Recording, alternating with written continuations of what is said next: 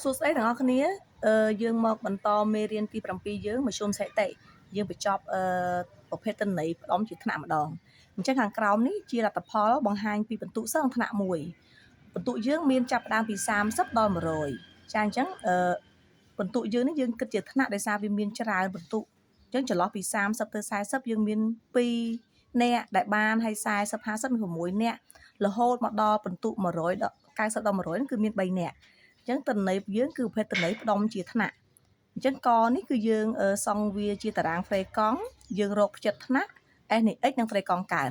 ចាអញ្ចឹងតារាងហ្វ្រេកង់យើងមានរាងឈរឲ្យបងប្អូនធ្លាប់ដឹងអញ្ចឹងណាអញ្ចឹងយើងរៀបចំថ្នាក់របស់យើងដាក់ចូលមកយើងចាប់ផ្ដើមមើលយើងចាប់ផ្ដើមបំពេញហ្វ្រេកង់យើងចូលអញ្ចឹងពី40និងពី6ហ្វ្រេកង់យើងបំពេញតាមតារាងខាងលើដដែលទេចាបន្ទាប់មកយើងរកផ្ចិតនៃថ្នាក់យើងផ្ចិតយើងធ្លាប់លើពាក្យផ្ចិតនោះនៅក្នុងរង្វង់គឺចំណុចកដាលអញ្ចឹងផ្ចិតនៃណាគេផ្ចិតនៃថ្នាក់បើផ្ចិតរង្វង់កដាលរបស់រង្វង់ដល់ឥឡូវយើងផ្ចិតនៃថ្នាក់យកមើលថ្នាក់យើងនេះអញ្ចឹងផ្ចិតនៃថ្នាក់គឺកដាលរបស់ថ្នាក់ហ្នឹងថ្នាក់យើង30អញ្ចឹងកដាលរបស់វាមានថាយើងបូកគ្នាចែក2ទៅយកថ្នាក់2ហ្នឹងបូកគ្នាចែក2អញ្ចឹងយើងឃើញ35 40បូក50ហ្នឹងក៏ដូចគ្នាដែរបូកចូលគ្នាចែក2មកនិយាយទៅរបៀបរកផ្ចិតនៃថ្នាក់គឺយើងរកយកថ្នាក់ហ្នឹងយើងបូកចូលគ្នាហើយយើងចែកនឹង2យើងឃើញផ្ចិតនឹងថ្នាក់ចាអញ្ចឹង90 100បូកគ្នាចែក2បាន95បន្ទាប់មកយើងរក x នៃ f រាល់ដងនៅពេលដែលទិន្នន័យយើងអត់បានផ្ដុំជាថ្នាក់ទិន្នន័យយើងមួយគឺយើងយកទិន្នន័យរបស់យើងហ្នឹងគុណនឹងហ្វ្រេកង់ហ្មងតែពេលនេះទិន្នន័យយើងវាផ្ដុំជាថ្នាក់យើងយកគុណគ្នាអត់កើតទេថ្នាក់យើងវា30ដល់40អញ្ចឹងយើងយកអាណាគេគុណនឹង2វាអត់កើតទេអញ្ចឹងបានជាគេរកផ្ចិតថ្នាក់មួយទៀតអញ្ចឹងបើកាលណាយើងរកផ្ចិតថ្នាក់បានហើយនៅពេលដែលយើងរក x និង s នេះគុណគ្នាហ្នឹងគឺយើងយកហ្វ្រេកង់គុណនឹងផ្ចិតហ្នឹងយើងមិនអាចគុណនឹង30ក៏មិនអាចគុណនឹង40ដែរគឺយើងគុណនឹងចំណុចកណ្ដាលរបស់វាចាអញ្ចឹងខុសពីទិន្នន័យធម្មតាអូនណាអញ្ចឹងយកពីរនេះគុណគ្នាទៅអញ្ចឹង20គុណនឹង35នេះយើងបាន70យើងគុណរហូតយើងគុណមកអា6គុណនឹង45នេះយើងបាន270 5គុណនឹង55ចានិយាយទៅគឺយើងយកហ្វ្រេកង់គុណនឹងផ្ចិតថ្នាក់អូនធ្វើមកវិធីគុណរហូតរបស់យើងមក6គុណនឹង85ទៀតមកកុំឆ្ងល់ថាបានចម្លើយនឹងពីណាមកណាបានពីយើងការកណនីរបស់យើងហ្នឹងចាអញ្ចឹងយើងបាន S នៃ x ចាបន្តមក S បាញ់ពួយឡើងលើហ្វ្រេកង់កើនណាយើងជាសរសេរអក្សរយើងអាចតាំងសញ្ញាចឹងបានហ្វ្រេកង់កើនយើងមើលជួរហ្វ្រេកង់របៀបធ្វើយើងគឺផ្លេចនៅ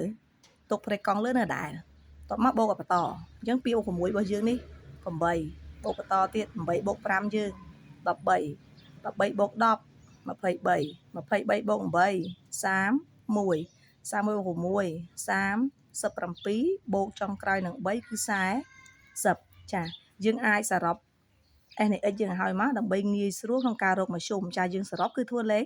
បូកចូលគ្នាទាំងអស់មកហើយយើងក៏បូកហ្វ្រេកង់យើងដែរសរុបគឺក៏40ដែរចាអញ្ចឹងបន្តខយើងរកមធ្យមមេយ៉ានម៉ូតមធ្យមតម្លៃកណ្ដាលណាយើងតាមតែ x បាននេះយើងនិយាយលេងថា x ពាក់មួអញ្ចឹងដោយសារទិន្នន័យយើងវាច្រើនព្រមជាថ្នាក់អញ្ចឹងដល់ពេលយើងរកមធ្យមរបស់យើងគឺយើងយក S នៃ x ចែកនឹងហ្វ្រេកង់បូកមកគូឡើងវិញគុណបូកឡើងវិញវាយូរនេះដោយសារយើងមាន S នៃ x ហើយអីអញ្ចឹងយើងយក S នៃ x យើងមក2660ចែកនឹងហ្វ្រេកង់យើងគឺ40ចាយើងធ្វើបន្ទីចែកមកអូនឃើញ66.65អាហ្នឹងគឺជាតម្លៃមធ្យមរបស់ទិន្នន័យយើងមានន័យថាជាមធ្យមបន្ទុកសិស្សហ្នឹងគឺបាន66ជាង ME មេយ៉ានម្ដងអញ្ចឹងក្នុងការរកមេយ៉ានយើងមានប៉ុន្មានជំហានអូនចាមាន2ជំហានទី1យើងរកទីតាំងតួរូបមន្តយើងគឺ n បូក1ចែក2 n ជាអី n ជាទិន្នន័យសរុប40អញ្ចឹង40បូក1ចែកនឹង2ឃើញ40កន្លះ40.5អញ្ចឹងមានន័យថា40.5ហ្នឹងមិនមែនចម្លើយទេណាសុំទោស20.5តាចាសុំទោស20.5ទេអញ្ចឹង20.5នេះមិនមែនជាចម្លើយទេណាគ្រាន់ថាពេលយើងរៀបដូចយើងតម្រង់ជួរនៅគ្រូយើងឡើងតម្រង់ជួរគឺនៅជួរទៅលេខរៀងទី20.5យើងអត់មានទេ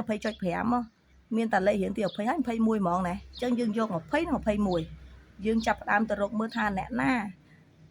បន្ទុកសិស្សមួយណានៅជួរនៅលេខរៀនទី20និង21ហ្នឹងយើងចាប់ផ្ដើមមកមើលបន្ទុកពី30ដល់42អញ្ចឹង2នាក់តួទី2បន្តមកទៀត6ទៀតតួទី8បន្តមកទៀត5ទៀតអញ្ចឹងតួទីម៉ានហើយ13ដល់ពេលអា60 70វាមាន10នាក់ទៀតអញ្ចឹងតួទី23ហួសរបស់យើងហ្នឹងណាចាអញ្ចឹងមានន័យថា20ក៏នៅក្នុងហ្នឹង21ក៏នៅក្នុងហ្នឹងដែរអញ្ចឹងមានន័យថាមេយ៉ានយើងគឺបន្ទុកពី60ទៅដល់70ចន្លោះហ្នឹងមេយ៉ានយើងចាហ្នឹងជាចម្លើយមេយ៉ានយើងចុងក្រោយគេម៉ូតអាបាក់ជាងគេណាម៉ូតយើងគ្រាន់តែមើលតម្លៃហ្វ្រេកង់ណាធំជាងគេវាជាម៉ូតដែរអូនមើលហ្វ្រេកង់ធំជាងគេចាអញ្ចឹងគឺហ្វ្រេកង់10នេះ10នេះគឺ60 70អញ្ចឹងមានថា ME យើងម៉ូតយើងហ្នឹងគឺស្មើ60 70ដោយសារតែវាមានហ្វ្រេកង់ធំជាងគេចាអរគុណច្រើន